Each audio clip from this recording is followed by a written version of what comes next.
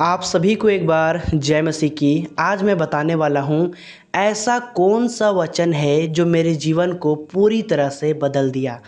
मेरे दोस्त, मैं आपको बताना चाहता हूँ, जब मैं बपतिस्मा लिया था ना, उस समय तक मैं यहोवा परमेश्वर को नहीं जानता था। मैं सुना ज़रूर था, लेकिन मैं उतना ध्यान नहीं लगाता था और मुझे उतना इंटरेस्ट नहीं था इन सब चीज़ों में। लेकिन मेरे दोस्त, मेरे साथ कुछ अलग हुआ। जब मेरे वाइफ के ऊपर दुष्ट आत्मा था और वो निकल गया, जब लोगों ने मेरे वाइफ के लिए दुआ किया यीशु मसीह के नाम से, जब वो दुष्ट आत्मा निकला, तब मैंने देखा कि सचमुच में यीशु मसीह काम करता है, वो चमत्कार करता है। जब मेरे वाइफ चंगा हो गई, उसके कुछ दिन बाद ही, लगभग 1 से 1.5 महीना के बाद ही, हम दोनों ने निर्णय लिया कि हमें बपतिस्मा लेना चाहिए। क्यों? क्योंकि हमें ऐसा लगता था अगर हम लोग बपतिस्मा ले लेंगे तो फिर से दोबारा शैतान अटैक नहीं करेगा। उसके बाद क्या होता है, जब हम बपतिस्मा ले लेते हैं और लेने के बाद जब हम कलीसिया जाना चालू करते हैं, तब तक मैं सच्चा परमेश्वर को नहीं समझ पाया था। मैं बस इतना जानता था कि यीशु मसीह भी एक ईश्वर है, एक भगवान है और वो भी चमत्कार करता है ना। जैसे अल्लाह है, भगवान है, वैसे ही मैं यीशु मसीह को भी समझता था। मेरे दोस्त, मैं अपनी वाइफ को भी यही बोला करता था, देखो, उसको मानो चाहे इसको मानो, सभी गॉड एक है, सभी भगवान एक है। मेरे दोस्त, संसार में एक कहावत है, मन चंगा तो कठौती में गंगा, है ना। मेरे दोस्त, उसी प्रकार से मैं अपनी वाइफ को समझाता था, देखो, अगर हमारा मन साफ रहेगा ना, तो तुम पत्थर को भी पूजोगे ना तो वो ईश्वर बन जाएगा, है ना। अगर तुम पेड़ों को भी पूजोगे ना तो वो ईश्वर बन जाएगा, लेकिन तेरा मन साफ होना चाहिए। ऐसे करके मैं अपनी वाइफ को बताता था। लेकिन मेरे दोस्त, क्या हुआ, जब हम कलीसिया लगातार जा रहे थे, उस समय एक भाई ने कलीसिया के अंदर अपना जीवित गवाही को शेयर किया, हम लोगों को बताया। तब उस दिन जो मैं उस भाई की गवाही को सुना, मेरा जीवन में वो काम किया, वो गवाही मेरे जीवन में काम किया। मेरे दोस्त, क्या हुआ, उस भाई के जीवन में डिप्रेशन था। वो अपनी गवाही को बता रहा था कि मैं पहले बहुत डिप्रेशन में था, मैं किसी के साथ बात नहीं करता था, यहाँ तक कि अपने मम्मी पापा के साथ भी बात नहीं करता था। मैं अपने रूम में अपना दरवाज़ा बंद करके अकेला रहता था और ना जाने कितना गलतियाँ करता था, कितना गलत पाप करता था। आप समझ सकते हो, वो गंदी गंदी वीडियो को देखता था और वो भाई गवाही दे रहा था। जब मुझे किसी ने यीशु मसीह के विषय में बताया तो मैं वहाँ पे जाने लगा, मतलब वो कलीसिया जाने लगा। और जब उनके जीवन में वचन आया तो वो पूरी तरह से बदल गया। वो वैसा करके अपनी जीवित गवाही को बता रहा था।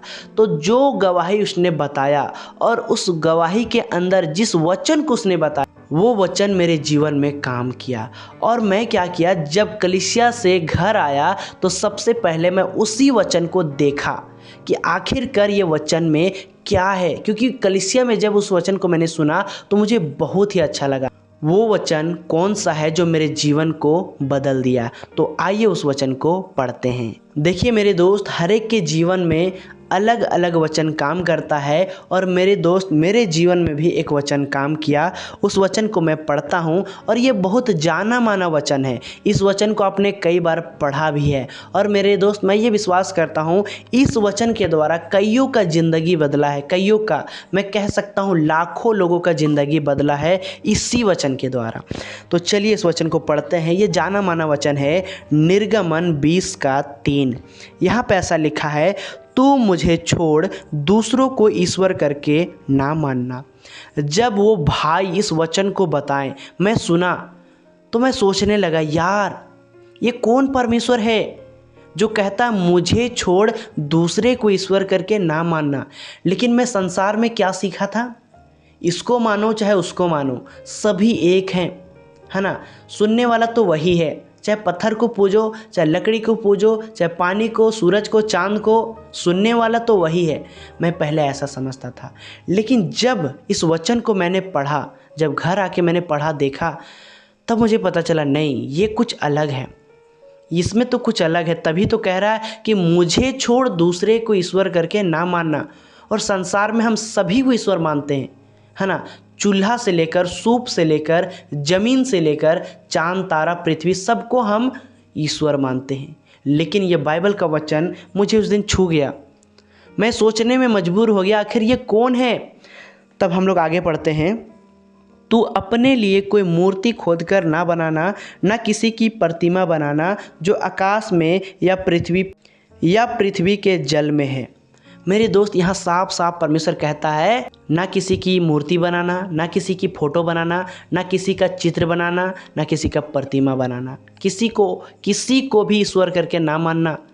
लेकिन मेरे दोस्त, जब इस वचन को मैंने पढ़ा तब मुझे समझ में आया कि संसार में तो हम फ़ोटो को पूजा करते हैं, है ना, किसी मूर्ति को पूजा करते हैं, लेकिन ये बाइबल के अंदर ऐसा क्या है। तब मेरे दोस्त ये मेरे जीवन में काम की। थोड़ा सा मैं आपको बताना चाहता हूँ, जब तक मैं इस वचन के अनुसार नहीं बदला था तब तक मैं क्या करता था। मेरे दोस्त, मैं आपको बताना चाहता हूँ, जब तक मेरा जीवन पूरी तरह से नहीं बदला था। इसका मतलब क्या है मेरे दोस्त, जब तक मैं अपना जीवन को पूरी तरह से यीशु मसीह के हाथों में समर्पित नहीं किया था तब तक मैं क्या करता था। मेरे दोस्त, बपतिस्मा लेने के बाद भी मैं सिगरेट पीता था, मैं गुटखा खाता था, है ना, वही बुरी बुरी बातें अपने मुंह से निकालता था, लोगों के साथ वही गाली गलौज के साथ व्यवहार करता था। लेकिन मेरे दोस्त, जिस दिन ये वचन मेरे जीवन में काम किया, मैं पता है वचन के पीछे चला गया। मैं ढूंढने लगा, मैं जानने लगा, मैं परखने लगा आखिर ये परमेश्वर कौन है। उसके बाद मैं अपने YouTube में खोजता, मैं ढूंढता कि दुनिया कैसे बना, सच्चा परमेश्वर कौन है ना, बाइबल को लिखने वाला कौन है, बनाने वाला कौन है, बाइबल कहाँ से आया।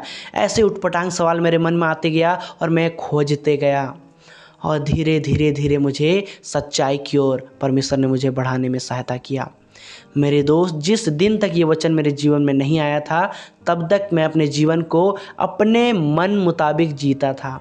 लेकिन मेरे दोस्त, जिस दिन ये वचन मेरे जीवन में काम किया तब से मैं खोजने लगा परमेश्वर को। उसके बाद मैं प्रार्थना में, वचन में धीरे धीरे मन लगाने लगा। उसके बाद परमेश्वर से प्रार्थना करने लगा। उसके बाद धीरे धीरे धीरे करके मेरा जीवन बदलता चला गया, और उसके बाद आज आप देख सकते हो कि मैं कहाँ पे हूँ और क्या कर रहा हूँ। मेरे दोस्त, मैं आपको बताना चाहता हूँ, उन सारे बुरी चीज़ों को मैंने छोड़ दिया है। जब तक ये वचन मेरे जीवन में नहीं आया था तब तक मैं अपने जीवन में उन सारी बुरी चीज़ें को मैं अपनाता था, उसको करता था, है ना, फिल्में देखना, संसार के गाना सुनना, फेसबुक में स्टोरी डालना, ये सब पहले मैं करता था। लेकिन आज मैं छोड़ दिया हूँ संसार का गाना सुनना, फिल्में देखना। मैं इतना फिल्म देखता था, आप कह नहीं सकते हो। जब लोग मुझे पूछते थे कि ये फिल्म वो फिल्म, तो मैं पूरा डिटेल बताता था उस फिल्म का, लेकिन आज मुझे फिल्म का नाम तक याद नहीं आता है। मेरे दोस्त, ये बदल सकता है तो सिर्फ परमेश्वर का वचन, क्योंकि आप जानते हैं वचन ऐसा कहता है, आदि में वचन था, वचन परमेश्वर के साथ था और वचन परमेश्वर था। हालेलुया।